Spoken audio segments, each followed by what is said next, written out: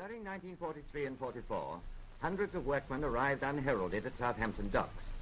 They were the scene shifters recruited to prepare Southampton stage for a spectacle of unprecedented magnitude. Mulberry Port was being produced. The general idea of the Mulberry Port scheme was to prefabricate a harbour.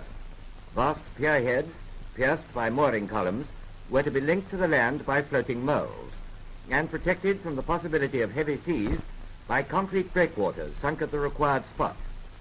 By means of this artificial harbour, the indispensable doorway to Hitler's Europe was prepared for the passage of the invasion troops.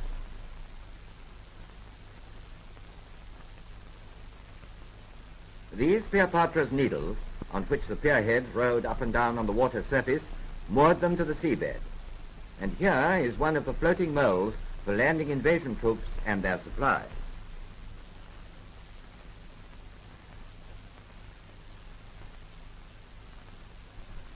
And this, a finished pontoon, ready for action.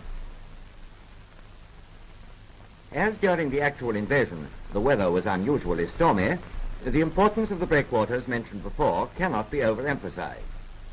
The sections were constructed at various places as well at Southampton, assembled at the docks, and towed across the channel with the rest of the Mulberry Port components. These views of the breakwater caissons during construction give some idea of the size of the job in hand.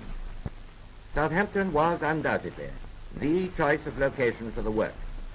Two of her dry docks, one of them the famous King George V graving dock, the largest in the world, became miniature shipyards on their own account, with all hands contributing to the forging of this veritable key to the continent. As 0 hour approached, so was the construction work intensified. Men were engaged night and day on this all-important task with surprisingly little interruption from enemy planes. In the dry docks, as soon as work on the caissons had progressed sufficiently, they were floated out and completed in wet berths nearby, while activity recommenced in the dry docks at once.